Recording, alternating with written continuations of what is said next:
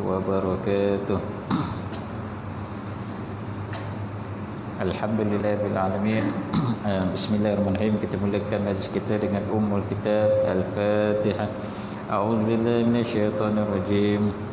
Bismillahirrahmanirrahim. Alhamdulillahirabbil alamin. Arrahmanirrahim. Maliki yaumiddin. Iyyaka na'budu wa iyyaka nasta'in. Ihdinas siratal mustaqim. صراط الذين أنعمت عليهم غير المغضوب عليهم ولا الضالين آمين. أعوذ بالله السميع العليم من الشيطان الرجيم. بسم الله الرحمن الرحيم. الحمد لله رب العالمين والصلاة والسلام على أشرف الأنبياء والمرسلين وعلى آله وصحبه أجمعين. أشهد أن لا إله إلا الله وأشهد أن محمد رسول الله. اللهم صل على سيدنا محمد وعلى آله وصحبه وبارك وسلم. سبحانك لا علم لنا إلا ما علمتنا إنك أنت العليم الحكيم. رب اشرح لي صدري ويسر لي أمري واحلل عقدة من لساني يفقهوا قولي. رب يسر ولا تعسر يا كريم. رب يسر ولا تعسر يا كريم. رب يسر ولا تعسر يا كريم. أما بعد. Yang berbahagia tuan-tuan imam, seterusnya barisan pegawai dan jawatan kuasa masjid, seterusnya tuan-tuan ayahanda, para jemaah yang dirahmati Allah sekalian. Pertamanya kita mengucapkan syukur kepada Allah Subhanahu Wa Taala kerana pada malam ini diberikan lagi peluang dan ruang untuk kita berkumpul bersama-sama memenuhi masa yang ada ini. InsyaAllah dengan masa yang singkat ini kita dapat memanfaatkan sedikit waktu kita untuk mengisi masa lapang kita dengan perkara-perkara insya-Allah yang bermanfaat. Dan pada malam ni itulah saya mohon maaf jugalah kalau ikutkan yang saya catat hari itu minggu kedua dengan minggu keempat hadis, lepas tu bila bertukar jadi minggu yang seterusnya adalah Safinatun Najah. Jadi selepas ni saya mohon maaf lah, jadi saya gila-gila je lah terus tak kira minggu pertama atau minggu kedua. Jadi kalau tuan-tuan para jemaah ayahanda yang dirahmati Allah sekalian, standby je lah kitab yang dah kita ambil itu lah Safinatun Najah ataupun hadis. Jadi pada malam ni saya bawa kitab hadis, iaitu hadis 40 daripada Jabatan Agama Islam Johor. Dan pada malam ni insya-Allah kita menyambung kembali tajuk hadis kita ataupun bab, iaitu pada malam ni bab yang ke-8, memberi salam.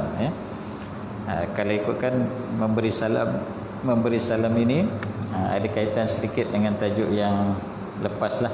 Kalau kita tengok tajuk yang lepas, iaitu hak dan kewajipan seorang Muslim, antara dia salah satu dia fasallim alaih, iaitu memberi salam.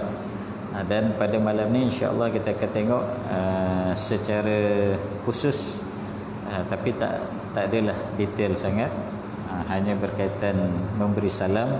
Mungkin ada perkara-perkara insya-Allah mungkin yang kita dah buat, mungkin apa yang saya sampaikan pada malam ni sebagai ulang kaji je lah untuk kita beramal insya-Allah. Baik tuan-tuan, para jemaah ayahanda yang dirahmati Allah sekalian, hadis kita pada malam ni bab memberi salam. Hadisnya yang berbunyi, An Abi Hurairah radhiyallahu anhu qala Rasulullah sallallahu alaihi wasallam walladhi nafsi biyadihi la tadkhulul jannah hatta tu'minu wa la tu'minu hatta tahabbu ala adullukum ala amrin idza antum fa'altumuhu tahabbtum afshus salam bainakum, atau kama qala rawahu Muslim wa Abu Daud wa Tirmizi. Jadi maksud hadis yang telah saya bacakan tadi, daripada Abi Hurairah radhiyallahu anhu, Rasulullah sallallahu alaihi wasallam telah bersabda, demi diriku di tangannya, kamu tidak akan masuk ke syurga hinggalah kamu beriman, dan kamu tidak akan beriman hinggalah kamu ada sifat kasih sayang.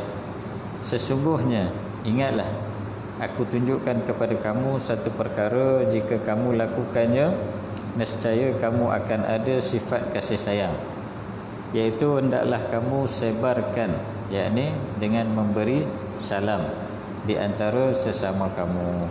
Hadis riwayat daripada Imam Muslim, Imam Abu Daud dan At-Tirmizi. Jadi jelaslah dekat sini tuan-tuan, pada malam ni insya-Allah kita akan tengok secara khusus berkaitan dengan salam ini. Salam yang bagaimana pada kuliah yang lepas kita pun dah tengok secara umum. Secara umumnya salam yang diberi adalah mestilah salam lafaz tu assalamualaikum, kan. Dan kita pun saya petik beberapa kalimah ataupun panggilan salam di antara kita. Kadang-kadang salamnya tak kena ataupun tidak menepati prinsip ataupun matlamat salam tersebut. Kalau ikutkan lafaz salam tu, assalamualaikum warahmatullahi wabarakatuh, ini salam sejahtera ke atas kamu dan Allah memberi keberkatan ke atas kamu, kan. Jadi bila mana dalam hal tersebut orang yang betul-betul beriman tadi dengan daripada hati dan jiwa dia mendoakan sahabat dia atau saudaranya selamat. Tapi kalau dia sekadar hanya orang kata apa, disebabkan orang nak bagi salam dia pun bagi salam, itu yang kadang-kadang lafaz pun tersasul, kan. Yang saya bagi contoh pada kuliah yang dahulu, iaitu kadang-kadang kita tersebut Assalamualaikum, Assalamualaikum, kan. Kadang-kadang telekom tak sampai maksud salam dia tersebut, kan. Jadi macam mana nak jawab? Jadi bila assalamualaikum, bolehlah kita jawab waalaikumsalam. Jadi sesama antara dua orang ataupun dua insan, khususnya orang yang beriman tadi, memberi dan menjawab salam.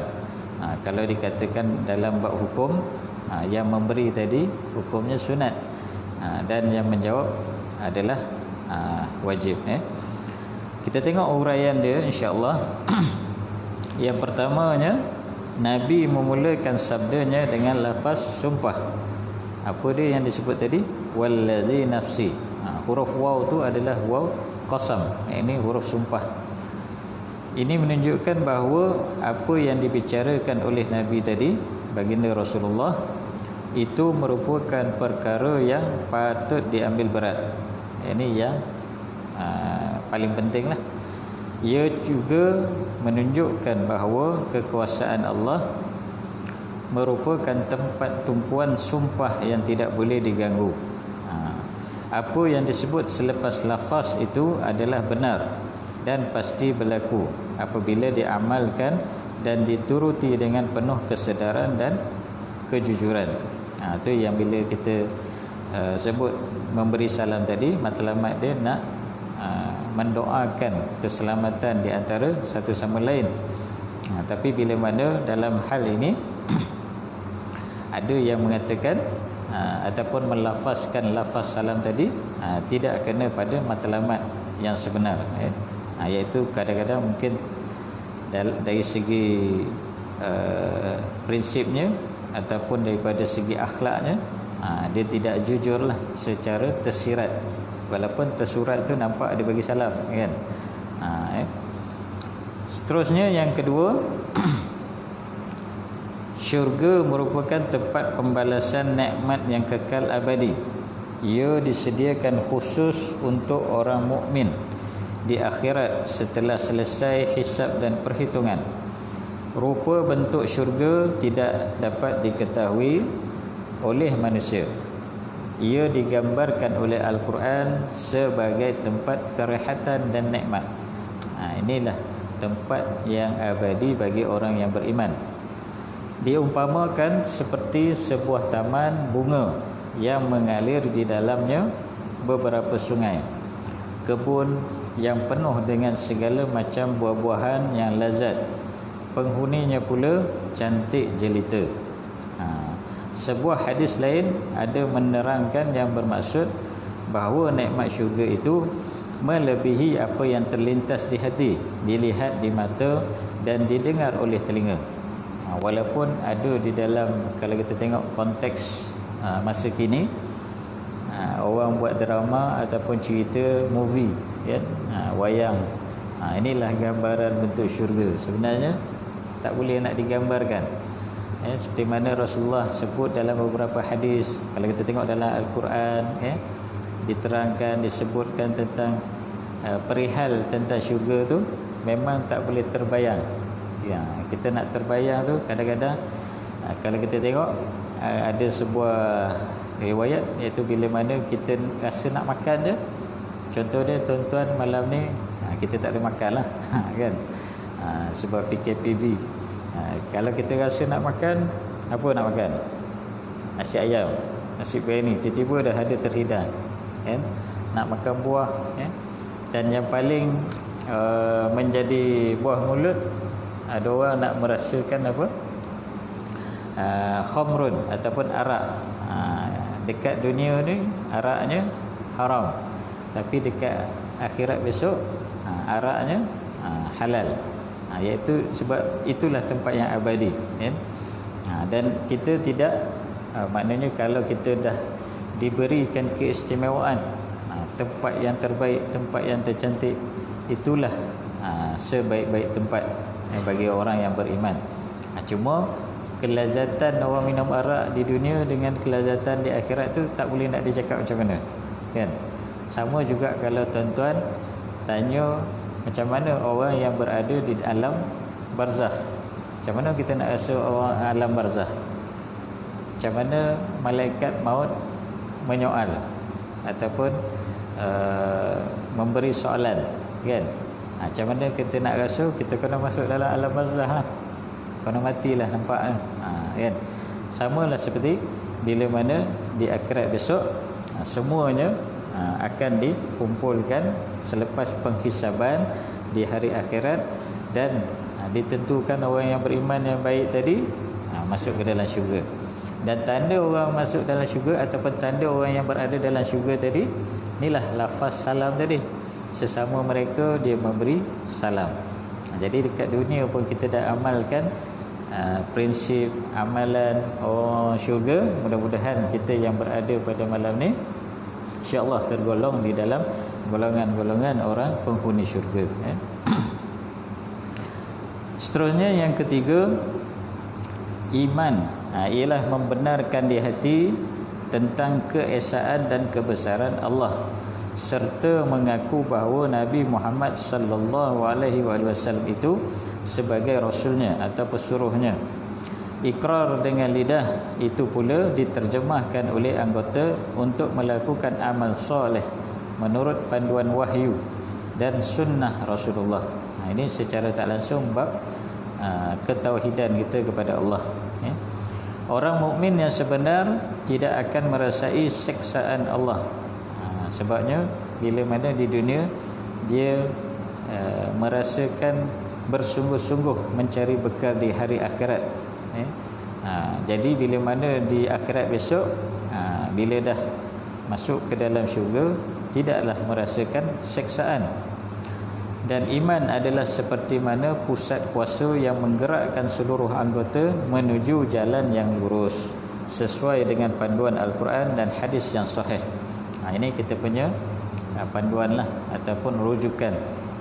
Ada orang mengatakan ikut kepala dia, rasa dia nak rasa yang terbaik, dia ikut apa yang dirasakan terbaik, ataupun kalau dia nak apa sejenis golongan yang tidak memerlukan apa panggil pendalilan ataupun hadis-hadis tambahan, ni iaitu golongan anti hadis, kan? Dia guna Al-Quran je, macam kita semayang, kan? Wa aqimus salah wa atuz zakah, kan? Jadi dalam Quran hanya sebut tentang dirikan solat, tapi macam mana nak mendirikan solat? Jadi ikut kepala dia. Solat ni macam ni kan. Ada yang lagi hebat solat dengan niat saja. Yang ni lagi hebat. Dan alhamdulillah pada bulan lepas saya mengikuti, saya bersama kita membentangkan 6 ajaran sesat ataupun 6 ajaran yang menyeleweng, bertentangan dengan fahaman Ahlussunnah wal Jamaah. Salah satu dia fahaman anti hadis, walaupun pengasas dia telah meninggal dunia, tetapi fahaman-fahaman ini ada di dalam masyarakat kita sekarang. Jadi yang ni kadang-kadang kita nak kena perbetulkan dalam bab akidah kita. Jadi alhamdulillah Negeri Sembilan ni banyaklah para asatizah, tuan-tuan guru kita, khususnya yang mengajar bab-bab agama, khususnya bab tauhid, bab akidah. Saya pun belajar juga. Kadang-kadang pening bab akidah kan, tapi yang pening itulah nak bagi kita faham betul akidah kita yang sebenar. Jadi menurut dengan panduan Al-Quran dan Sunnah. Jadi tidaklah meninggalkan hadis walaupun Al-Quran tu ada. Dan orang mukmin yang sebenar, dia tidak merasai siksaan Allah, dan dia menjadi penggerak ataupun pusat kuasa menggerakkan seluruh anggota dia, yakni membuat amalan yang baik-baik tadi menurut syariat, yakni yang disebutkan dalam Al-Quran dan hadis. Orang mukmin sahaja yang sanggup melakukan amal soleh untuk kebahagiaan hidup di dunia dan di akhirat. Buat apa nak semayang kata kan, ataupun buat apa nak datang masjid, buat apa nak derma kan, bersedekah, bayar zakat. Kalau ikutkan segala yang amal kita buat tadi, semuanya dapat pahala. Pahala tu tak mana? Tuan-tuan ayahanda para jemaah yang hadir pada malam ni, nampak tak pahala tu?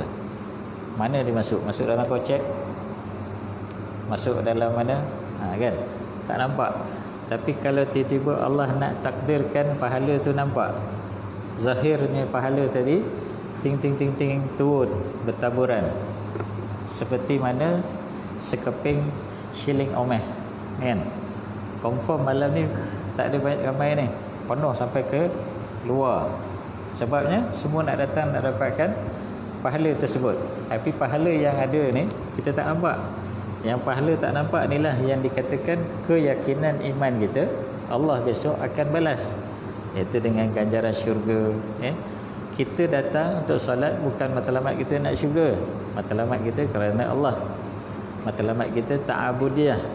Sebagai hamba kita dituntut untuk memperhambakan diri kepada Allah, sembahyang, puasa, zakat dan sebagainya. Itu tanda ataupun bukti kita percaya kepada Allah. Bila dah Allah tengok, jadi maknanya Allah akan bagilah balasan yang baik.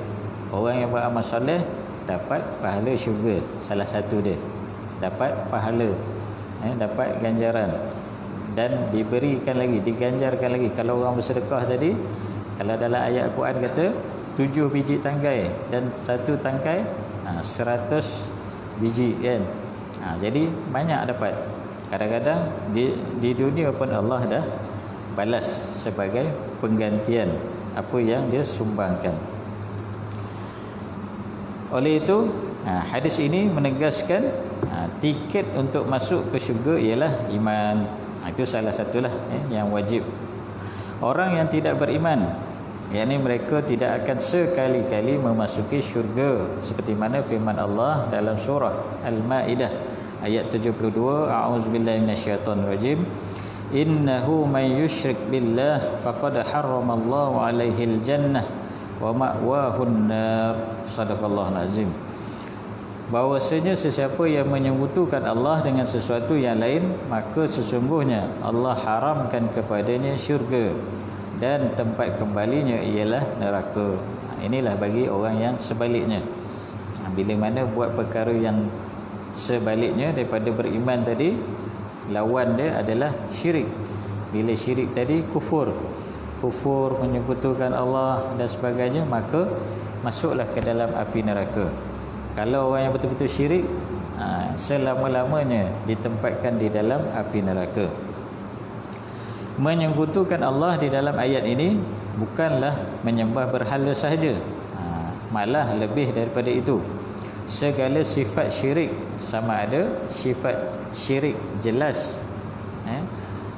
iaitu syirik yang terang-terangan nampak, ataupun kita panggil syirik jali, dan juga syirik khafi, yakni syirik yang tersembunyi. Itu pun dikira sebagai syirik.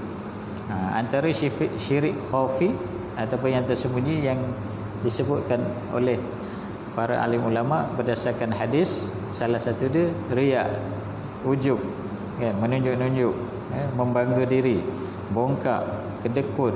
Semua tu sifat-sifat syirik yang kecil. Ramai di antara kita terlupa dan tidak mengambil berat perbuatan yang dilakukan tanpa disedari. Ada unsur-unsur syirik seperti mana menyembelih korban binatang kerana jin dan syaitan. Ini secara jali lah, secara jelas, yang dianggap lebih berkuasa daripada Allah. Ataupun membayar nazar untuk meminta syafaat di kubur-kubur keramat dan kubur-kubur wali, meminta sesuatu daripada tok guru atau yang dianggap wali hingga keterlaluan ke peringkat mencabar keagungan Allah. Seterusnya takut kepada yang lain daripada Allah secara melampau-lampau, seolah-olah untung nasibnya hidup di tangannya. Itu mungkin ada orang lain yang lebih berkuasa. Ini semuanya adalah sebagai contoh kepercayaan dan keyakinan yang membawa kepada syirik khafi, yang memasukkan seseorang itu ke dalam neraka. Jadi kedua-dua syirik tadi yang akan membawa kita kepada azab api neraka. Firman Allah lagi dalam surah Taha ayat yang ke-75, wa man ya'tihi mu'minan qad 'amila shalihati fa ulaika lahumud darajatul ula. Sadaqallahul azim.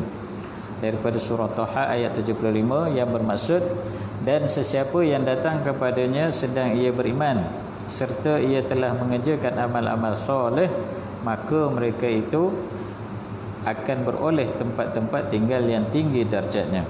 Ini samalah bagi orang yang beramal soleh tadi, dapat pahala syurga dan sebagainya. Seterusnya yang keempat,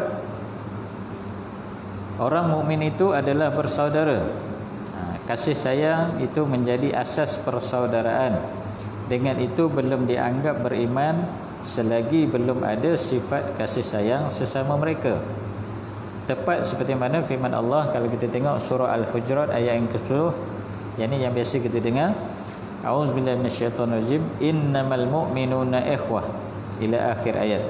Sebenar-benarnya orang yang beriman itu adalah bersaudara. Jadi kita tadi nampak bila sebut tentang salam tadi, asalnya orang yang beriman memang sifat dia suka memberi salam, dan bila memberi salam tadi, sifat antara orang beriman tadi juga berkasih sayang. Maknanya antara sesama kita yang beriman ada perasaan tolong menolong, perasaan kasih mengasihani, perasaan nak bantu membantu, antara satu sama lain seperti digambarkan sebagai saudara terdekat lah, macam adik-beradik, anak beranak. Walaupun kita bukan satu ayah ataupun satu mak, tapi bila disebutkan kita ni orang yang beriman, memang kita akan membantu antara satu sama lain. Kenyataan ini memang jelas tidak dapat diragukan lagi, manakala iman telah terpaku di hati seseorang. Minta maaf tuan-tuan,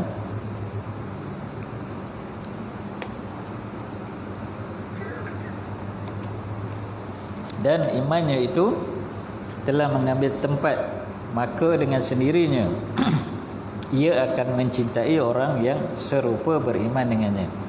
Bukan kita macam mencintai pasangan kita, seorang suami dengan seorang isteri. Kalau bercinta macam tu memanglah.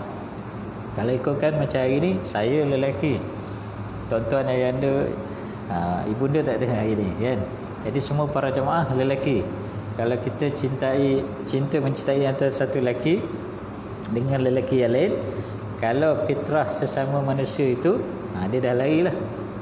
Tapi bila cinta mencintai antara satu sama lain berdasarkan iman, maka segala keberkatan yang Allah kurniakan kita akan dapat. Antaranya bila tengok ada orang susah, bila tengok ada orang yang perlu memerlukan bantuan, maka kita bantu antara satu sama lain. Dan juga orang mukmin yang beramal, berakhlak, mengikut panduan Al-Quran dan As-Sunnah, ia tetap akan menyintai dan akan mencari orang yang sama dengannya. Ini yang disebutkan dalam Al-Quran, orang yang baik dengan orang yang baik, ya? Hal ini dapat dilihat dengan nyata bagaimana keadaan satu-satu kumpulan. Sama ada yang berupa kumpulan sosial. Kalau kita tengok setengah kumpulan, kalau jemaah tabligh, dia tengok bila jumpa dengan jemaah tabligh dengan orang dia, dengan orang masjid, jumpa orang masjid, dia berkumpul, ya. Kumpulan sukan, orang yang suka sukan, dia akan jumpa dengan geng yang sama sukan dengan dia. Orang yang berpolitik akan jumpa dengan geng yang sama dengan dia berpolitik. Orang yang perniagaan akan jumpa dengan orang yang sama dengan dia, orang yang berniaga, ya. Mereka yang sama aliran dan fahaman dengannya akan lebih mudah bermesra sesamanya. Begitulah yang dikehendaki dalam hadis ini. Orang mukmin yang akan mendapat balasan syurga hendaklah berkasih sayang sesama mereka. Tengoklah bila mana kalau bertemu dia sesama Muslim ataupun sesama kita orang beriman, dengan ucapan salam tadi, mulalah menambahkan bibit-bibit kemesraan antara satu sama lain. Maka rapatlah ukhuwah, perhubungan antara satu sama lain. Seperti mana firman Allah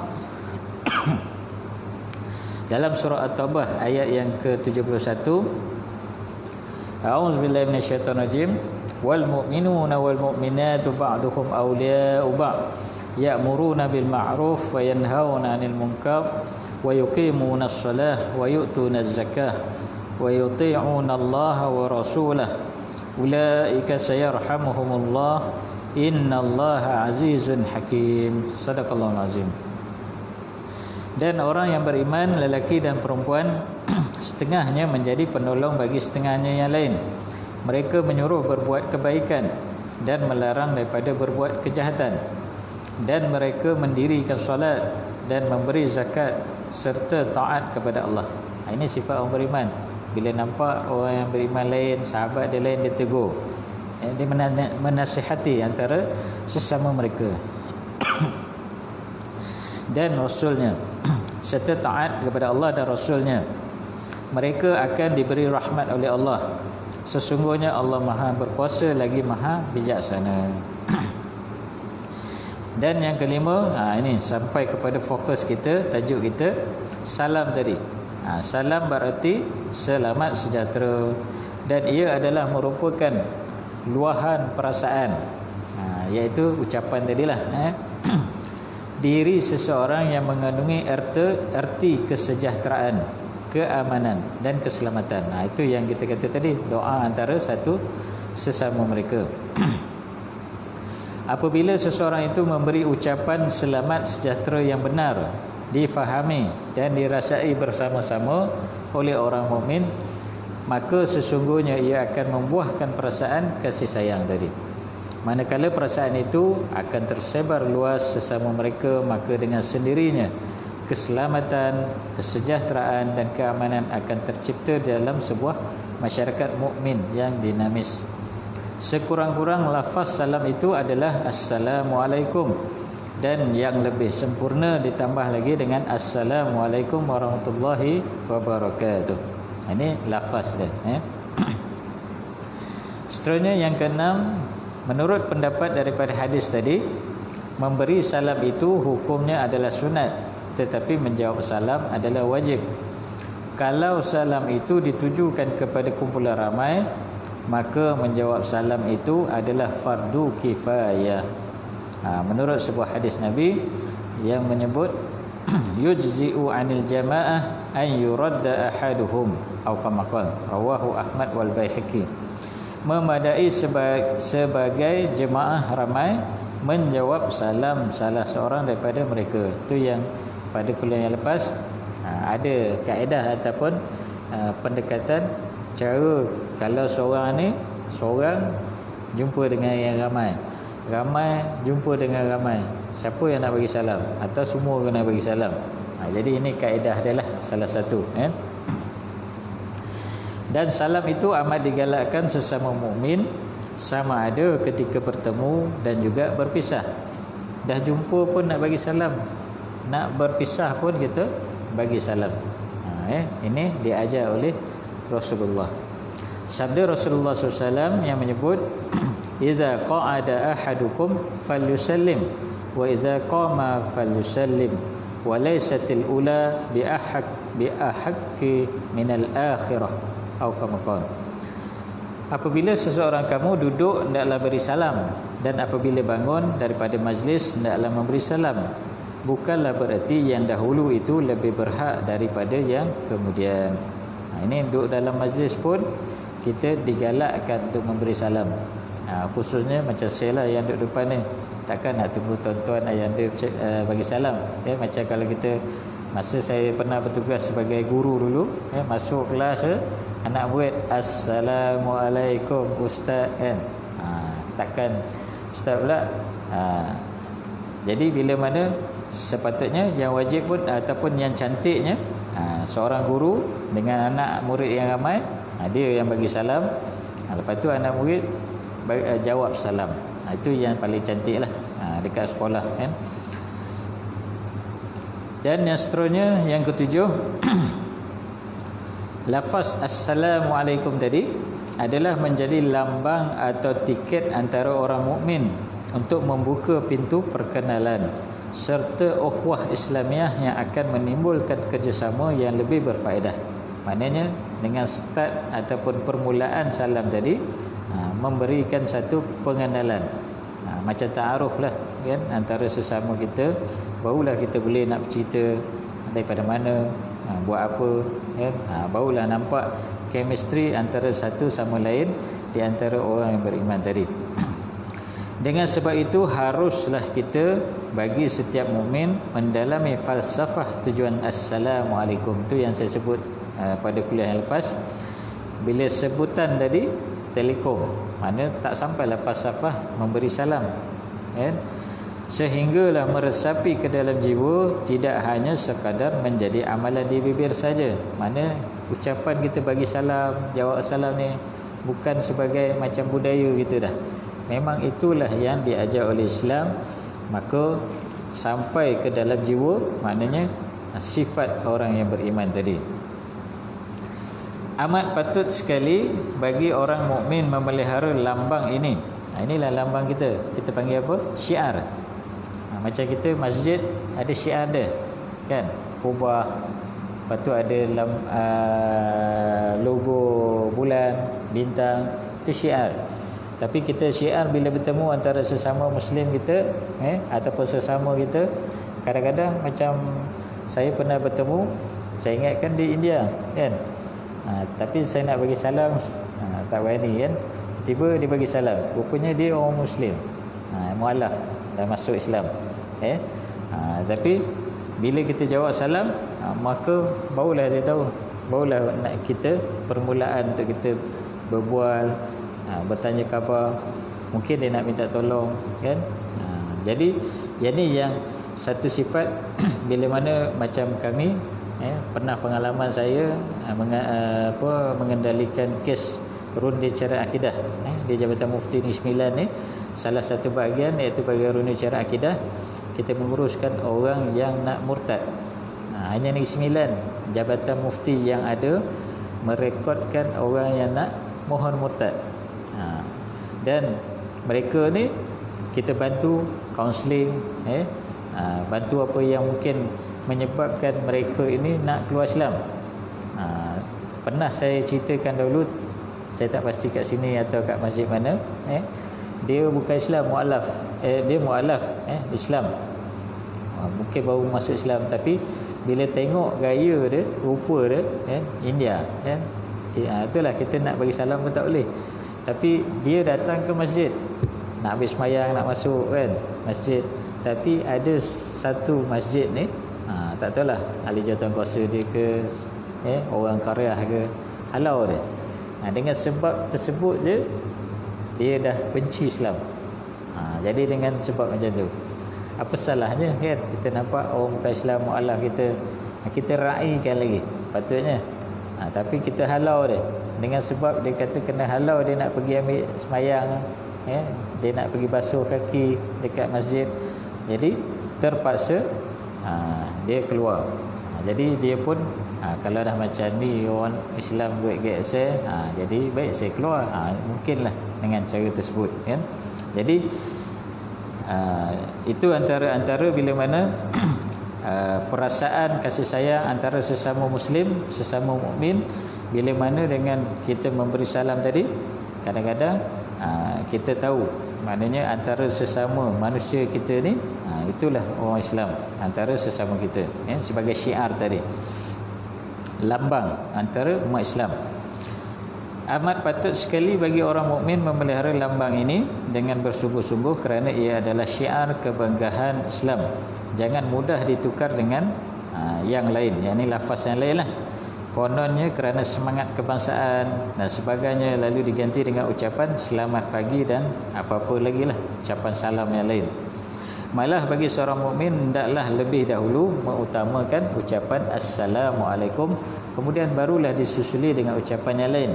Macam sebelum-sebelum ni kita ada ucapan salam salam mahabbah, salam satu Malaysia. Sebelum nak sebut ucapan yang tu, kita sebagai umat Islam assalamualaikum, yang tu utama dahulu. Lepas tu sebutlah salam apa ke, salam perpaduan ke, salam yang lain-lain jadi maka inilah sebagai peringatan kepada umat Islam. Maknanya apa sahaja kita nak sebut awal kalam assalam dengan ucapan yang lain yang dipikirkan wajar seperti selamat sejahtera dan yang lain-lain tadilah. Yang seterusnya, yang terakhir, perkataan assalam tadi bererti sejahtera, yang bermaksud keselamatan dan kesejahteraan sentiasa berada di samping pengucap itu, dan doa restu daripada seorang mukmin kepada saudaranya. Ia merupakan tanda bahawa pertemuan itu adalah pertemuan yang aman, yang diikrar dan diakui oleh yang datang dan yang menunggu. Inilah sifat orang beriman kan. Selain daripada itu, assalam tadi ialah salah satu nama Allah. Maka manakala dengan diucap bererti kamu dalam pemeliharaan Allah, itulah diberikan keberkatan. Allah berserta kamu dan Allah menolong kamu. Begitulah harapan daripada seorang mukmin kepada mukmin yang lain. Maknanya dengan doa tadi pun boleh memberikan satu perasaan bahawa kita dah duduk ataupun dalam keadaan yang aman. Dan kesimpulan yang boleh kita ambil daripada hadis ini tadi, iaitu yang pertamanya tuan-tuan, iman ialah syarat pertama untuk kita memasuki syurga. Syirik adalah penghalang kepada tujuan tersebut, sama ada syirik secara khafi ataupun secara jali, jelas ataupun secara tersembunyi. Yang kedua, orang mukmin dilarang menyakiti atau melukakan hati orang mukmin yang lain. Sedangkan orang mukmin sesama kita pun kita suruh jaga, jangan sampai melukakan hati.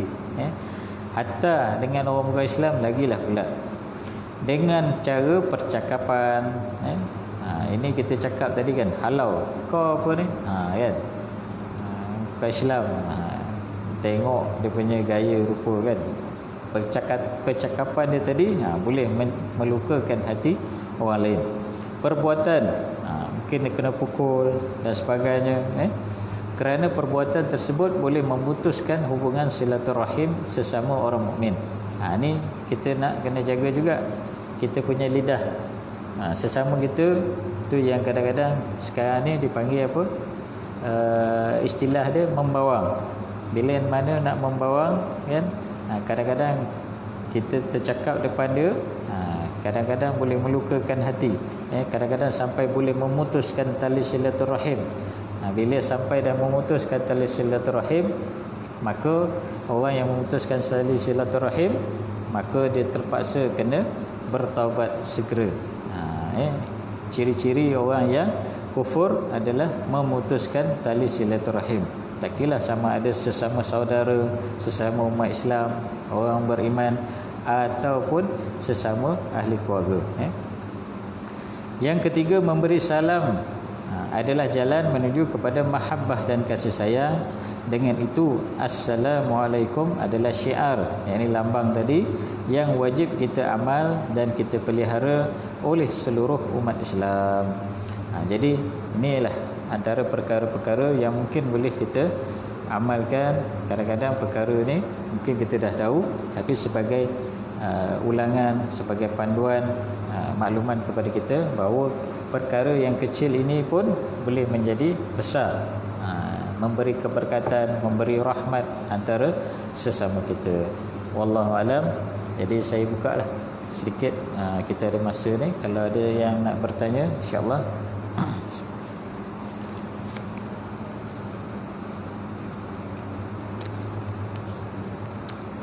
Baik tuan-tuan, saya rasa sekadar itu saja. InsyaAllah pada kuliah malam ni kita akan bertemu lagi pada kuliah yang akan datang. Yang baik daripada Allah, yang kurang daripada diri saya sendiri, saya mohon maaf jika ada kekasaran, kesalahan dalam penyampaian saya. Dan kita sudahi dengan sedikit doa. A'udzubillahi minasyaitonirrajim. Bismillahirrahmanirrahim. Rabbana fa'na bima 'allamtana, Rabbana 'allimna alladhi yanfa'una, Rabbana faqihna wa faqih lana wa qarabatil lana fi dinina ma'al qudud unsa wa zakar, Rabbana waffiqna fihum kulli ma tatadiq lana fi'lan karama warzuqi kulla halalan da'ima la azka ulama, Rabbana atina fid dunya hasanah wa fil akhirati hasanah wa qina azaban nar. Wa sallallahu ala sayyidina Muhammad wa ala alihi wasallam walhamdulillahi rabbil alamin. Wabillahi taufiq wal hidayah. Wassalamualaikum warahmatullahi wabarakatuh.